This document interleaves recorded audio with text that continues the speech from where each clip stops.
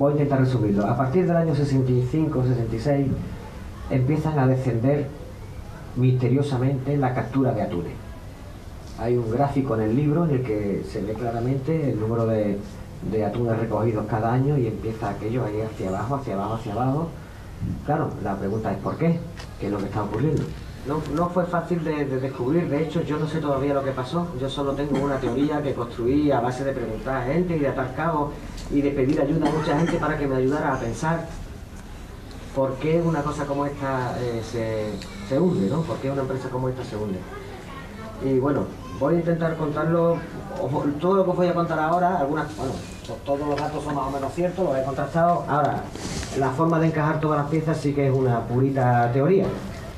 Durante los primeros 30 años, ¿recordáis el dato que dije al principio de la charla de que el consorcio era mitad público, mitad privado, ¿verdad? Y que tenían un acuerdo firmado por el que eso iba a ser así durante 30 años solo, y 10 años de prórroga que se puedan pedir, que eso siempre ocurre, casi siempre suele ocurrir en estos casos, y que después de eso pasaría a manos públicas y la empresa privada, digamos que perdería sus acciones en la empresa, ¿no? Bien, pues resulta que en el año 62 la parte privada del consorcio pide una prórroga de 10 años para seguir la explotación, puesto que todo iba muy bien, era una explotación rentable y todo iba muy bien, y piden 10 años más de prórroga, del 62 al 72. Durante los primeros 5 años todo sigue con normalidad, los atunes vienen alegremente hasta el copo, y del copo pasan con generosidad hasta los barcos y las fábricas, y todo funciona al ritmo alegre y generoso con que siempre ha estado funcionando durante esos años. Pero a partir del año 65, 66 comienzan a ocurrir cosas un poco extrañas.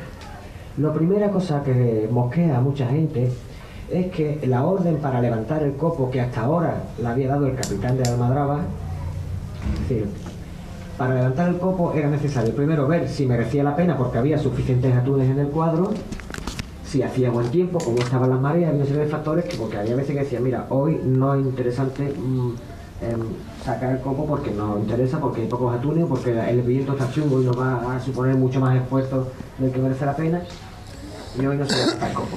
Pero no era lo normal, claro. Lo normal era que mientras que se pudiera se levantaba el copo. Y era el capitán de la Almadraba quien decidía allí in situ, que para eso estaba allí, y con el asesoramiento de su equipo técnico, que básicamente eran los buzos que se metían en el agua a ver cómo andaba por allí abajo la cosa de peces, pues esa orden de repente ya no la va a tomar el capitán, sino que va a llegar directamente de Madrid, de la sede del consorcio.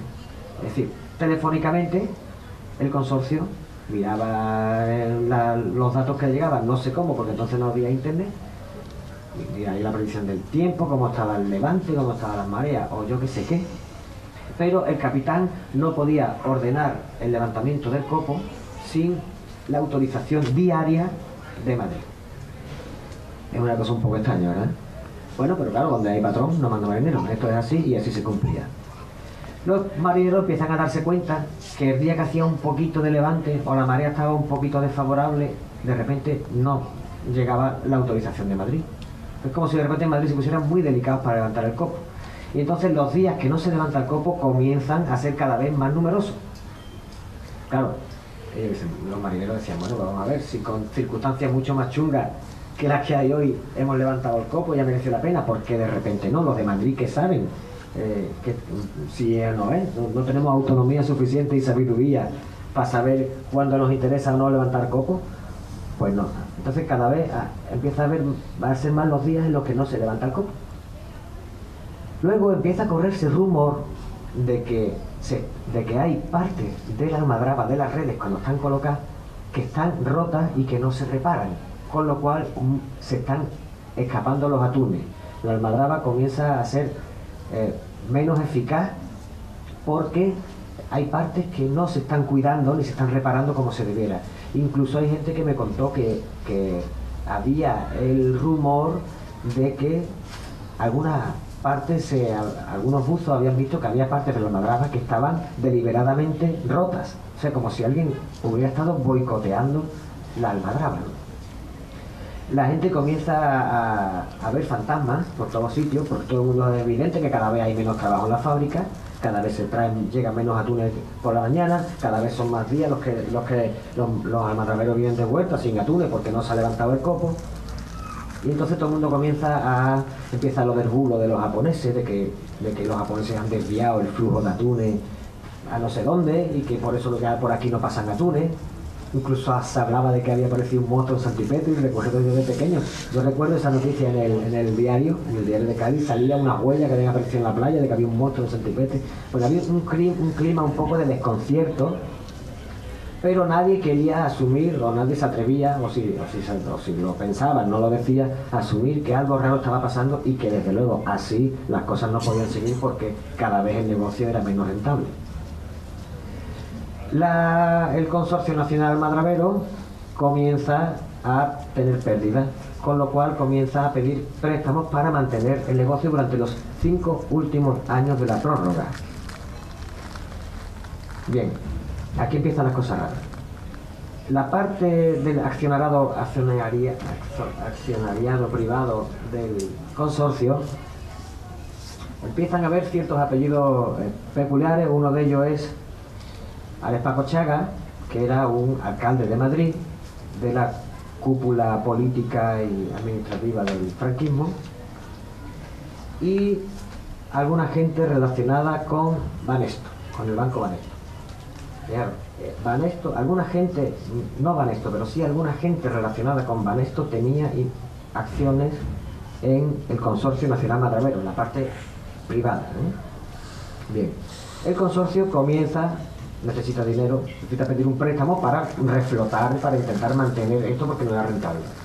¿A qué banco le pide el préstamo? A Banesto. Bueno, en el año 72, finalmente, las capturas de atunes siguen descendiendo, y en el año 72 definitivamente se declara el consorcio en quiebra. El 71, ya os digo, fue la última levantada. En el año 72 se declara en quiebra.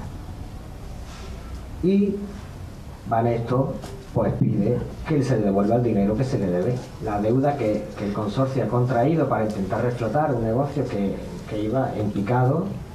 No ha dado resultado, pero Banesto quiere recuperar esa deuda y por tanto un consejo de ministros del 72 decide liquidar todos los enseres del consorcio. Liquidar la maquinaria de la fábrica, liquidar las instalaciones y, atención, el suelo. Esto es aquí donde está la cosa. Aquí es donde empieza la cosa a ponerse interesante.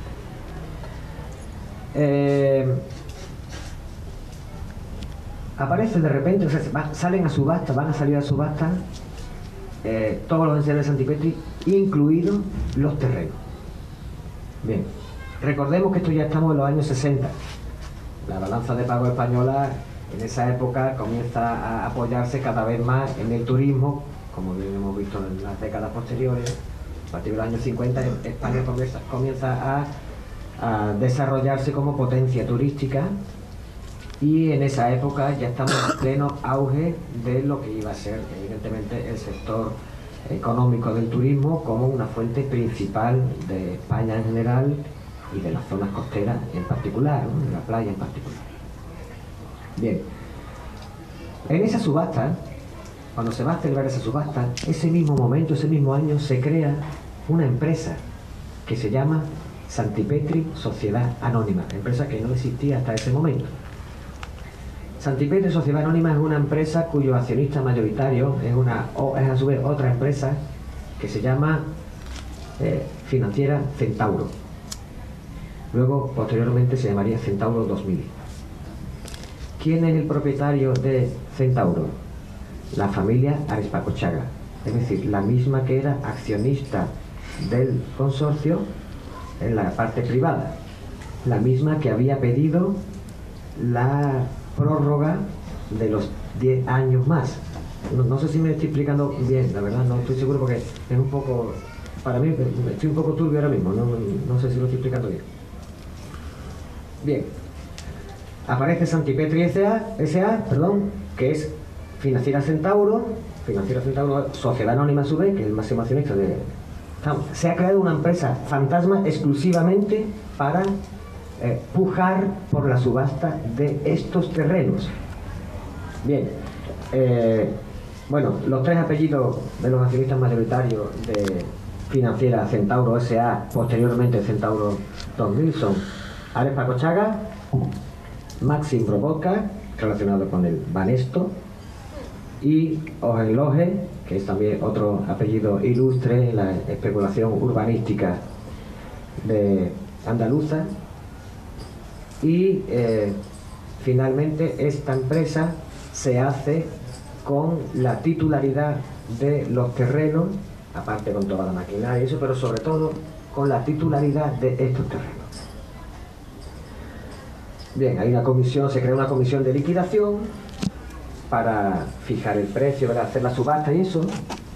En esta comisión de liquidación, ¿quién está? Pues está la parte privada del Consorcio Nacional Madravero, formado por Banesto, no sé si me explico, son los mismos vendiéndose a sí mismos lo mismo. Sí. ¿Veis? Sí. Bien. Pero ocurre otra cosa más grave. No solamente esa comisión de liquidación le da la titularidad de los terrenos a Santipetri S.A., que es una empresa creada expresamente para esto, como veis, sino que además se le concede la concesión administrativa de la zona marítimo terrestre. Es decir, en realidad esto debería, según la ley de costas, no puede ser privado, porque estamos muy cerca del mar. No conozco bien la ley de costas, la verdad. Si alguien sabe de eso y puede dar más datos o corregirme, por favor que lo haga. Pero en realidad, aunque una persona puede usar esto, una empresa, la concesión marítimo terrestre no se le puede dar porque es de dominio público. Es como una playa, no se puede vender, es lo que quiero decir, no se puede vender una playa. Se puede hacer una concesión para hacer una cosa, para hacer otra, pero no se puede vender, no puede tener los derechos de concesión administrativa. Sin embargo, aquí sí se hace. Era una cosa fragante. Bueno, era una cosa descarada, ¿no? Es decir, ¿cómo es posible que se incumpla la ley de costas de una manera tan descarada? Bueno, claro, estamos hablando de alto poder financiero, alto poder político. Los Alex Pacochaga, recuerdo que están metidos en esto, que es una familia franquista, fue alcalde de Madrid durante el franquismo, Alex Pacochaga. No sé si incluso durante esta época él era alcalde de Madrid en los años 60. En los 70 no, pero en los 60 creo que era Alex Pacochaga el alcalde de Madrid. Apellido muy madrileño, por cierto. Bien, la cosa es que en Chiclana esto se sabe, se conoce esta noticia. Y entonces esto crea muchísima indignación, qué palabra más de moda, muchísima indignación en el pueblo.